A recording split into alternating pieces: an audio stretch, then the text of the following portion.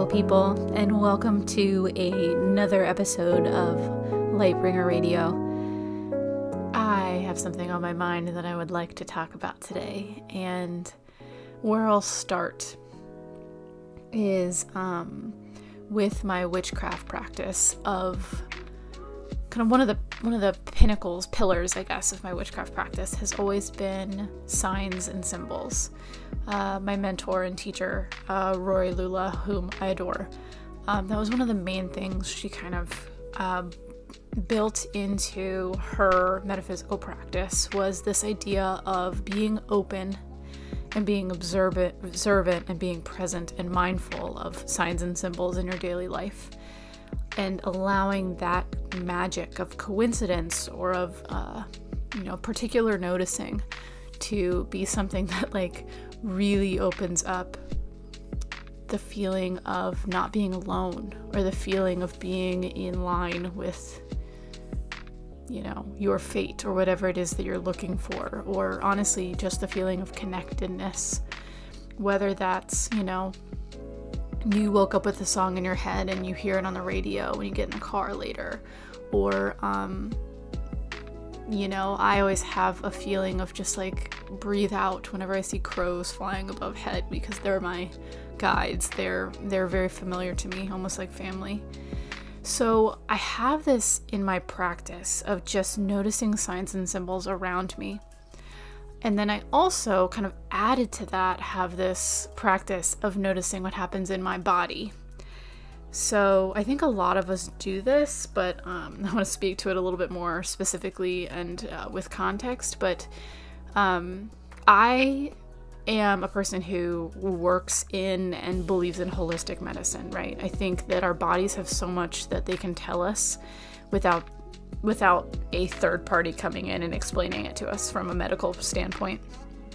Don't get me wrong, I'm pro doctors, but I just think that there is a communication between us and our bodies that is not honored in a lot of life. So as someone who is really in touch with the words my body is telling me, and I've been a dancer, I've been like an athlete of sorts all of my life, and so I'm really attuned to what my body is telling me and where everything is and how it feels, and really attuned to that. So if I'm having a physical ailment or something, usually I'm like, okay, what does this mean? It almost gets looped into this signs and symbols thing, in that oh, that's something I need to pay attention to, or my shoulders hurt. Maybe I'm just holding on to too much today, metaphorically, as well as I'm hunching my shoulders and being very small. So I don't know if I'm articulating that well enough, but I started kind of pulling signs and symbols into this other thought, which is that my body has something to tell me, right? That alone is not a bad thing at all. Not a bad thing at all. I actually think it's really beautiful to be in touch with your body in that way. But the thing that I really want to talk about definitely comes from the perspective of kind of being in the darkness, being in, dark night of the soul, having those moments where you don't know which way's up, which way's down, and you've had this practice of signs and symbols, and you're like, oh, everything in the world has something to tell me. Why is it only telling me anguish? So you start to kind of have this story of freaking out. I'll give a more specific example recently of an aha moment that I had. As I explained in my previous episode, I recently moved. I've had a bunch of health issues. Everything has basically the sand has been kicked up. So I can't see, I can't focus. I have no idea what my mission is. I have no idea what I'm supposed to do next. I am so lost. And for me, the reaction, which isn't a good one, I'll be honest, but it's the one I've got and one I'm working on. The reaction I have to that is always escape, get out, run, start over. This feels horrible, leave. And that coping mechanism basically has made it so I've had to start my life over several times.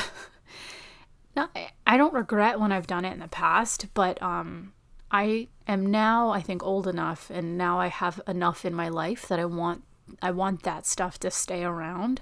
And so that's no longer an option. So my option is to be uncomfortable, right? So I have all of this stuff happen. I have all this change going in my life, and I start noticing that I'm having chest pain in the morning. And it's not like my heart, but like my rib cage, if that makes sense. Like it just feels, if I were to like give it a color, it'd be like red and dry, like desert, right?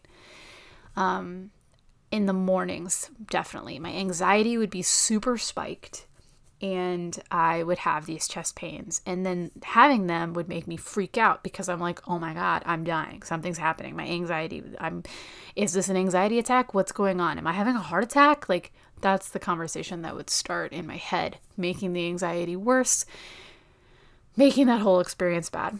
And so the first place my brain goes is to that signs and symbols thing of, oh my God, what is this telling me? Is this telling me that my life isn't aligned? Is it telling me that my heart is hurting? Is it telling me that like my heart is yearning for something? Is it telling me that my soul is misaligned? It went to a point where the rumination of like, the universe has something to tell me, got harmful. Because what it was giving me is the story that like everything happens for a reason, you know? Which is bullshit. I hate that. I hate that shit. Get it out of here. Saying everything happens for a reason basically kind of is a backhanded thing of saying like, not you deserve it, but it's eliminating the possibility that you didn't deserve it. You know what I mean? So, the thought that like everything comes into your life to tell you a story or to teach you a story or to tell you something in certain circumstances can be incredibly positive, especially if you have your head right to take the negative things and kind of morph them into like, you know, this isn't ideal, but I am stronger now, to kind of alchemize those negative attributes into or negative instances or interactions or what have you, to alchemize them into something that will fortify you to move forward. However, if you're a person lying on the ground in the middle of, you know, your shadow work, usually you're not in a place to hear that in a way where you can actually alchemize it. Instead of hearing it and kind of turning it in that way, you might be like me and use it as a bludgeoning tool to make yourself feel worse, right? So I was having these chest pains and I was freaking out, and I'm like, there has to be some kind of message for me. My guides aren't telling me anything. My chest is hurting in the morning. It's heartburn, y'all. I have heartburn.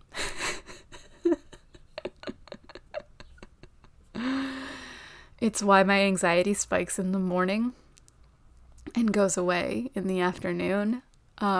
It's why that kind of feeling hurts the most in the morning. It's heartburn. It's heartburn. And that was a moment for me where I had to be like, oh my God, sometimes it's just heartburn.